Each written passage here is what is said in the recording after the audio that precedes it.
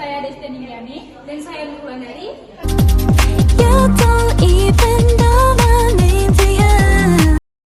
Jadi apa sih demokrasi itu? Demokrasi berasal dari bahasa Yunani yaitu demos, nafsu rakyat, dan kata atau katein yang berarti pemerintahan atau kekuasaan. Jadi demos katein atau demos kantos berarti pemerintahan rakyat atau kekuasaan rakyat. Abraham Lincoln, mantan presiden Amerika Serikat, yang menyatakan bahwa demokrasi adalah suatu pemerintahan dari rakyat oleh rakyat. Tiga tradisi pemikiran politik demokrasi. Tiga tradisi politik tentang demokrasi yaitu yang pertama, teori Aristotelian klasik, yaitu demokrasi merupakan salah satu aktivitas pemerintahan yang pemerintahan oleh seluruh warga negara yang memenuhi syarat kewarganegaraan. Yang kedua, teori dari abad pertengahan, yaitu demokrasi yang pada dasarnya menerapkan pemilu dan konsep popular sovereignty menempatkan suatu landasan pelaksanaan kekuasaan tertinggi di tangan rakyat. Yang terakhir dari doktrin kontemporer, demokrasi merupakan konsep republik dipandang sebagai bentuk pemerintahan rakyat yang baik. proses demokrasi itu dapat diidentifikasi dalam 4 bentuk demokrasi antara lain. 1. Demokrasi protektif, kekuasaan ekonomi pasar, di mana proses pemilihan umum dilakukan secara reguler sebagai upaya yakin untuk memajukan kepentingan pasar dan melindunginya dari tirani negara.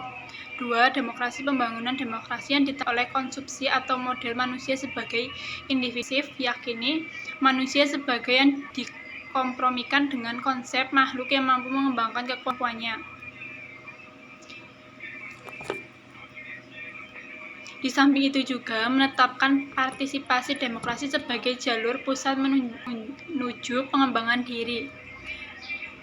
3. Demokrasi ekuilibrium, penyimbangan nilai partisipasi, pentingnya optimisme dengan alasan bahwa optimisme di kalangan mayoritas warga negara fungsional sebagai demokrasi karena partisipasi yang insentif sesungguhnya dipandang tidak efisien bagi individu yang rasional. 4. Demokrasi partisipatrios, yakini bahwa kita dapat mencapai partisipasi yang demokratif tanpa merubah lebih dahulu dalam ketidakseimbangan sosial dan kesadaran sosial, tetapi kita juga dapat mencapai perubahan dalam keseimbangan sosial dan kesadaran sosial tanpa meningkatkan partisipasi terlebih dahulu. Pemikiran tentang demokrasi Indonesia. Demokrasi yang dianut di Indonesia adalah demokrasi yang berdasarkan Pancasila yang masih terus berkembang.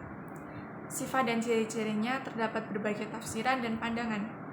Menurut Muhammad Hatta, kita sudah mengenal tradisi demokrasi jauh sebelum Indonesia merdeka, yaitu demokrasi desa. Demokrasi desa atau desa demokrasi merupakan demokrasi asli Indonesia yang bercirikan 3 hal, yakni cita-cita rapat, cita-cita masa protes, dan cita-cita tolong-menolong.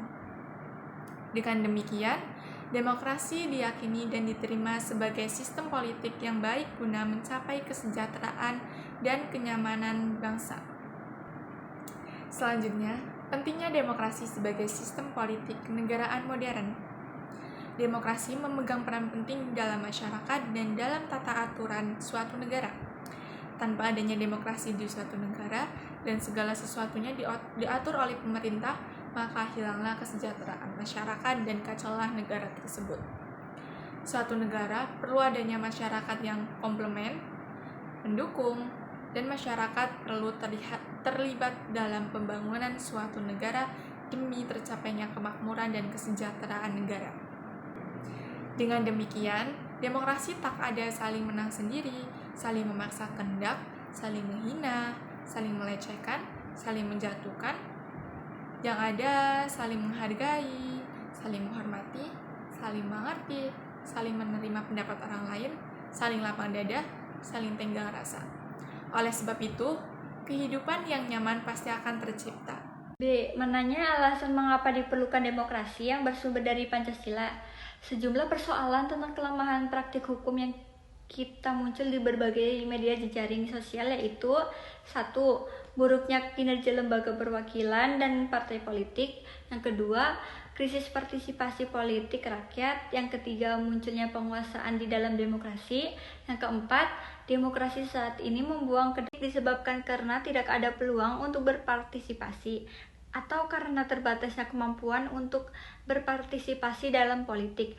Secara lebih spesifik, penyebab rendahnya partisipasi politik adalah 1. Tingkat pendidikan rendah, yang kedua tingkat ekonomi rakyat yang rendah, yang ketiga partisipasi rakyat kurang mendapat tempat dari pemerintah. Penyebab munculnya penguasaan dalam demokrasi ditandai dengan menjamurnya dinasti pendidikan yang menguasai segi kehidupan, bisnis peradilan, dan sebagainya oleh satu keluarga. Mengenali sumber historis, sosiologis, dan politik tentang demokrasi yang bersumber dari Pancasila. 1. Sumber nilai yang berasal dari demokrasi desa.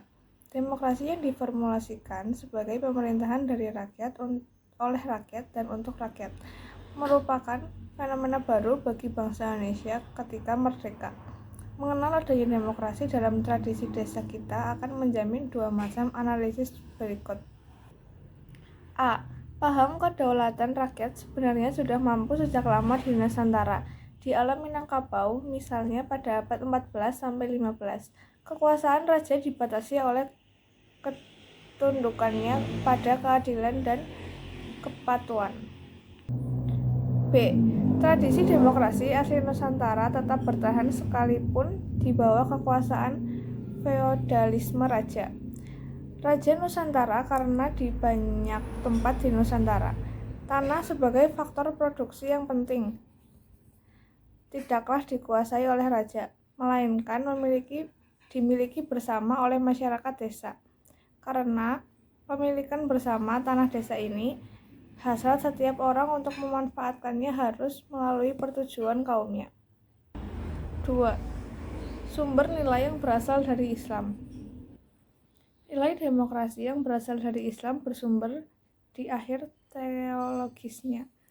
Inti dari keyakinan Islam adalah pengakuan pada Tuhan Yang Maha Esa. Dalam keyakinan ini, hanya Tuhanlah satu-satunya wujud yang pasti. Semua selain Tuhan bersifat nisbi belaka. Prinsip tauhid adalah paham persamaan atau kesederajatan manusia di hadapan Tuhan, yang melarang adanya perendahan martabat dan pemaksaan kehendak antar sesama manusia. 3. Sumber nilai yang berasal dari Barat. Masyarakat Barat atau Eropa mempunyai akar demokrasi yang panjang.